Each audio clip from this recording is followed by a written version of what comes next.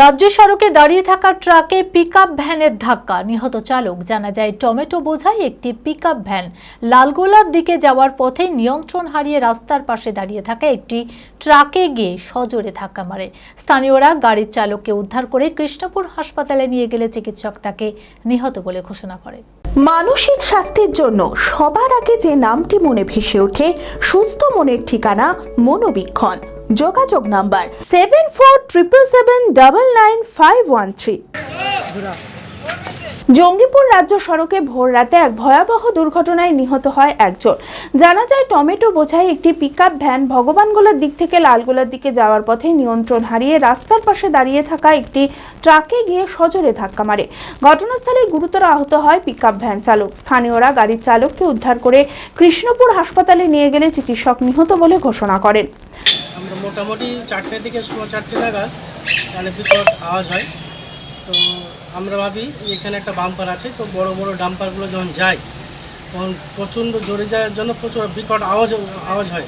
তো মনে হয় যে হয়তো অ্যাক্সিডেন্ট হয়ে গেল, কিন্তু তার কিছুক্ষণ পরে আমরা চেঁচামেচিতে শুনতে পাই এবং বাড়ি থেকে বাইরে বেরিয়ে এসে দেখি যে একটা পিকআপ ভ্যান একটা দাঁড়িয়ে থাকা লরিকে মানে এসে মেরেছে। যে আমরা দেখি যে ওই পিকআপ ভ্যানের আগাটা দুমড়ে মুচড়ে গিয়ে ড্রাইভার সহ ওকে আঁকড়ে বসেছে। তখন কিছুক্ষণ ছিল প্রাণ ছিল ওই ড্রাইভারের।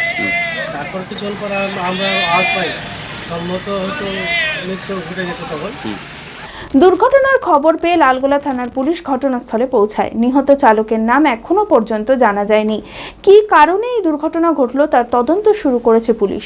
তবে এই ঘটনার পর প্রশাসনের কাছে রাজ্য সড়কে গাড়ি চলাচল যাতে ঠিকমতো হয় তা খতিয়ে দেখার আর্জি জানিয়েছে স্থানীয় মানুষেরা। এখানে গাড়িটা দাঁড় করানো ছিল, সেই কারণে গাড়িটা অ্যাক্সিডেন্ট হয়েছে।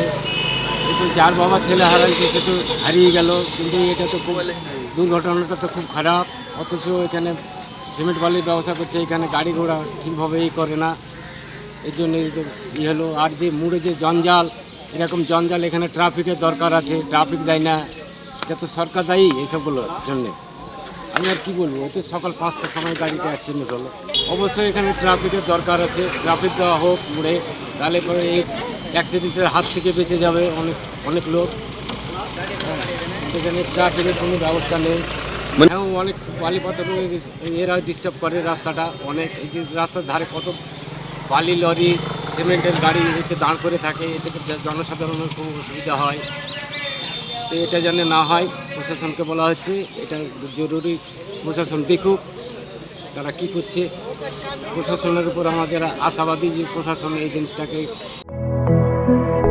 B care institute of management and technology ভর্তি চলছে civil, mechanical, electrical, electronics and telecommunication engineering কোর্সে। শিক্ষাগত যোগ্যতা: প্রথম বর্ষে ভর্তির জন্য মাধ্যমিক পাস এবং দ্বিতীয় বর্ষে ভর্তির জন্য বিজ্ঞান বিভাগে উচ্চ মাধ্যমিক পাস অথবা উচ্চ মাধ্যমিক ভোকেশনাল পাস। খুবই অল্প খরচে পড়ার সুবর্ণ সুযোগের সাথে রয়েছে স্কলারশিপের ব্যবস্থাও। রয়েছে বাস পরিষেবা ও হোটেলে থাকার ব্যবস্থা। আইটিআই পাস ছাত্রছাত্রীদের দ্বিতীয় বর্ষে সরাসরি ভর্তি চলছে। মেধাবী ও আর্থিক দিক দিয়ে পিছিয়ে পড়া ছাত্রছাত্রীদের জন্য রয়েছে 20% বিশেষ ছাড়। ঠিকানা NH34 এর কাছে, কানফালা, নবগ্রাম, মুর্শিদাবাদ। যোগাযোগ নাম্বার 08967158821।